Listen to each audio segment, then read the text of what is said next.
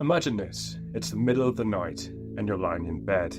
The city around you is quiet, but there's a feeling that something's not quite right. Every small noise, every creak, feels like a threat. The darkness outside your window seems to shift, like something or someone is watching. And then it hits you. The Night Stalker could be out there right now, and if he is, you could be next. Today I'm delving deep into the twisted mind and terrifying reign of Richard Ramirez, better known as the Night Stalker. In the mid-1980s, he turned the sunny streets of Southern California into a living nightmare. His spree of brutal murders, sexual assaults, and home invasions gripped Los Angeles in fear, leaving people locking their doors, bolting their windows, and praying they weren't his next victim. But how did one man manage to terrorize an entire city for over a year? And how was he finally brought to justice? Buckle up, because this story is more chilling than you can imagine. Let's rewind to 1984. Los Angeles was already dealing with a wave of crime, but when a series of brutal and seemingly random attacks began, the fear in the city hit a new high. These attacks were different.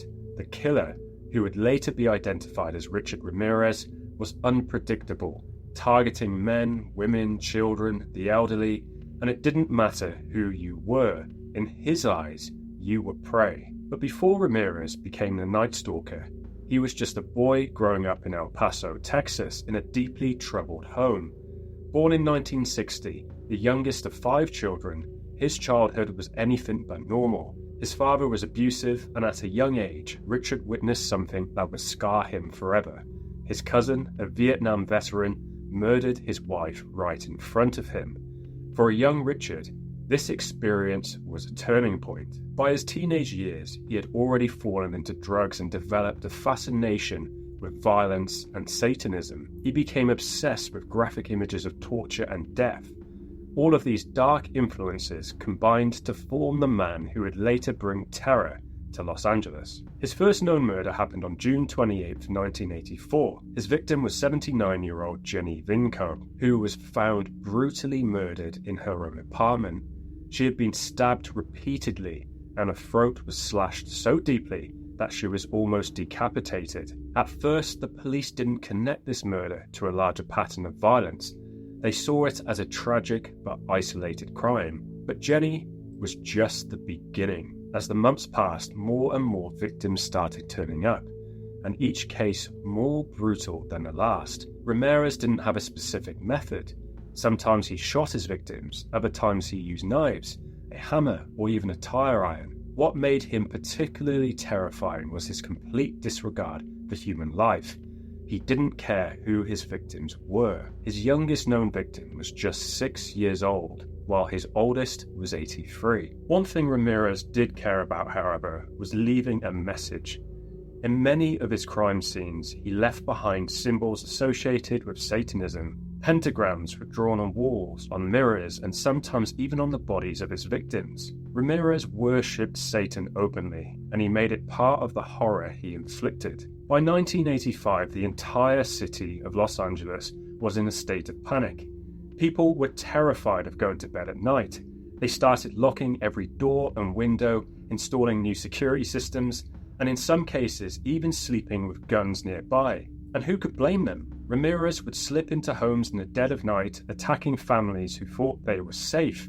No one knew where he would strike next, and that made him all the more dangerous. Now, this wasn't the first time LA had dealt with a serial killer. Not long before Ramirez, the Hillside Stranglers had wreaked havoc in the city, but there was something about the randomness and brutality of Ramirez's crimes that made him feel like a different kind of monster. He was a phantom, appearing out of nowhere, killing with unimaginable cruelty, and then disappearing again. The police were desperate to catch the Night Stalker, and they formed a special task force to track him down. But Ramirez was careful. He didn't leave much evidence behind. However, in one of his attacks, he finally slipped up. It happened during a particularly horrific assault on a couple, Bill Carnes and his fiancée, Inez Erickson. Carnes was shot in the head, but he managed to survive. His fiancée Inez, after being raped, was able to provide the police with a detailed description of her attacker. Around the same time, police got another break, a shoe print. Ramirez had worn a rare pair of Avius sneakers during one of his crimes, and a unique sole print was left at the scene. Investigators realized that only a handful of these shoes had been sold in the US, and this gave them a crucial lead. Now, they knew what kind of shoes the Night Stalker was wearing, and this small detail would help in the hunt. The biggest break in the case came in August 1985, not from the police, but from the public. Ramirez had been visiting his brother in Arizona, and when he returned to LA, he saw his face plastered all over the news. He knew the police were closing in. In a panic, he tried to carjack a woman in broad daylight.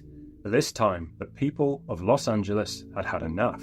A group of bystanders recognized him, and in a dramatic turn of events, chased him down the street. In a moment that could have come straight from a movie, they caught him and beat him until the police arrived. Richard Ramirez, the Night Stalker, was finally in custody. Even after his capture, Ramirez showed no remorse.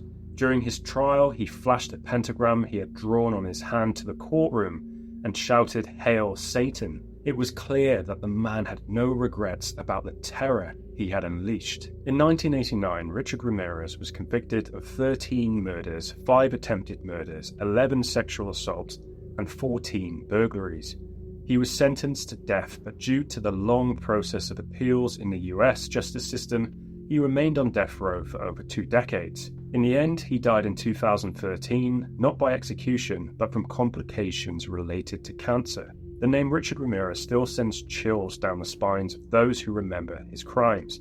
He was the kind of killer who seemed to thrive on fear and chaos, striking at random and leaving entire neighborhoods terrified.